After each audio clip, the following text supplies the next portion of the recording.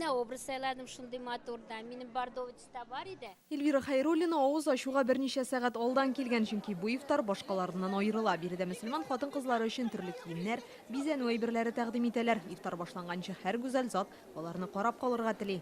Ашкына түгел, монда вот именно такой зур ифтар, монда күрсәтәләр дә модаларны. Ифтар, то есть кеше җыела, шундый матур итеп, хатын-кызлар шундый матур ак киемдә, как невесты. Быел ифтарга хатын-кызларны актан киенеп килергә чакырганнар иде. Бу юктан гына түгел, оештыручылар хатын-кызларны гаиләдә җәберләү темасын күтәрергә уйлаганнар. Актыс исә хатын-кызларның иреген һәм сафлыгын чагылдыра. Төп максатыбыз хатын-кызларга ярдәм итү. Бу тема бар. Аның турында сөйләшергә кирәк. Беренче ифтардан соң шундый матур историялар бар. Хатын-кызлар яулыклар киеп, дингә кергәннәре дә бар. Без анарга да бик шатбыз.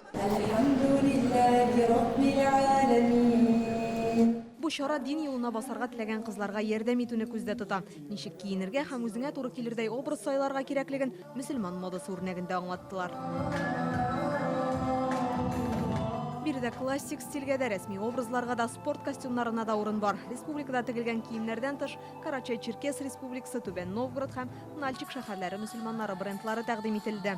Үзеңне күрсәтеп, кешеләрне карап, менә төрле модаларга карап, төрле кул эшләнмәләрен сайлап алырга бик зур мөмкинчелекләр бар дип уйлыйм. Хатын-кызларга бер-берсенә карап, яулыклар бәйләп йөрергә, ничек киенергә мөмкинлек бирә. Быел подиумга 90-нан артык модель чыкты. Һәрберсе ислам дине кануннары буенча тегелгән заманча киемнәрне тәкъдим итте. Инзилә Хөсәенова, Рамзил Гарипов, Яңа гасыр каналы.